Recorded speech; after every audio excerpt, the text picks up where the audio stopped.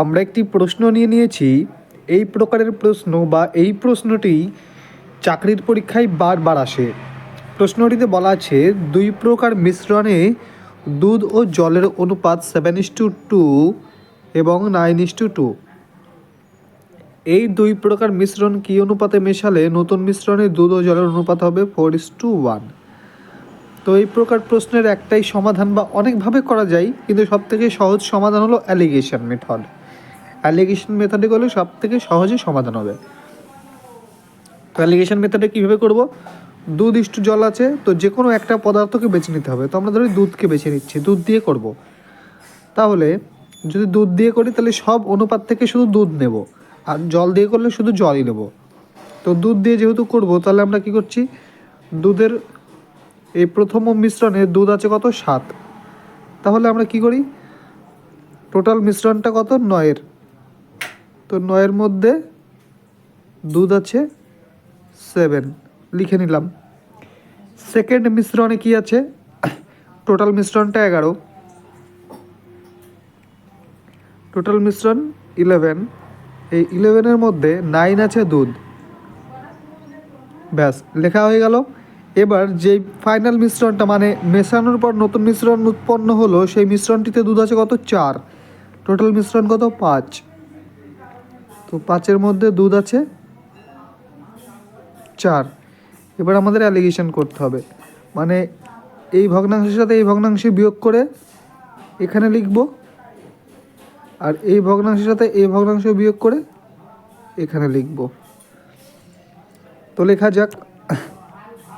তো দেখুন, এই যে 7/9, এই যে 7/9 এবং 4/5, এই ভগ্নাংশ দুটি বিয়োগ করলে কি হবে, এই যে হর দুটির লসাগু কত, 5 আর 9 লসাগু 45। তাহলে আমরা বলতে পারি যে লসাগু কত 45 হবে। এবার যখন নিচের হর দুটি গুণ করে লসাগু করা হয়, তখন কি করতে হয়, লবগুলো বিয়োগ করতে হবে। তো আমরা জানি, কিন্তু লবগুলো আমরা পাবো কী করে, কোনাকুনি গুণ, মানে এখানকার লবের সাথে এখানকার হর গুণ। তাহলে 5 সাথে 35, আর এখানকার হরের সাথে এখানকার লব গুণ, 4 9 36। তাহলে 35 আর 36 বিয়োগ করলে কত হয় 1, বা 36 থেকে 35 বিয়োগ করলে কত হয় 1 হয়। ঠিক একইভাবে এটা আর এটা বিয়োগ করি, তাহলে 5 আর 11 লসাগু কত হয় 55। এবার কোনাকুনি গুণ, এখানকার হরের সাথে এখানকার হরের সাথে এখানকার লব গুণ, তাহলে 5 9 কত হচ্ছে 45, আর এখানকার লবের সাথে এখানকার হর গুণ, তাহলে 4 11 44। তাহলে 45 থেকে 44 বাদ দিলে এখানেও হয় 1। তো দেখুন, এবারটাই আমরা অনুপাতটা পেয়ে গেছি যে কী অনুপাতে মেশাতে হবে। তাহলে এই যে এই অনুপাতে মেশাতে হবে 1/55:1/45।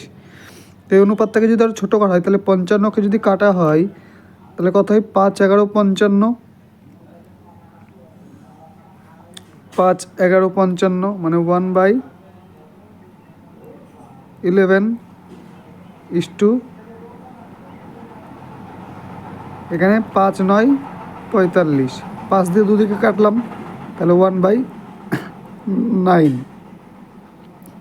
তো এটা যেহেতু ভগ্নাংশের অনুপাত রয়েছে, তো এটাকে সামান্য অনুপাত করতে গেলে কী করতে হবে, কোনাকুনি গুণ। তাহলে 9:11, তাহলে অরিজিনাল অনুপাতটা হয়ে যাবে 9:11। তাহলে এই 9:11 হয়ে যাবে প্রশ্নের সঠিক উত্তর, বা 9:11 অনুপাতে মেশাতে হবে। তাহলে এই অনুপাতটা কোথায় আছে, অপশান বিতে আছে। তো অপশান বি হয়ে যাবে এই প্রশ্নের সঠিক উত্তর।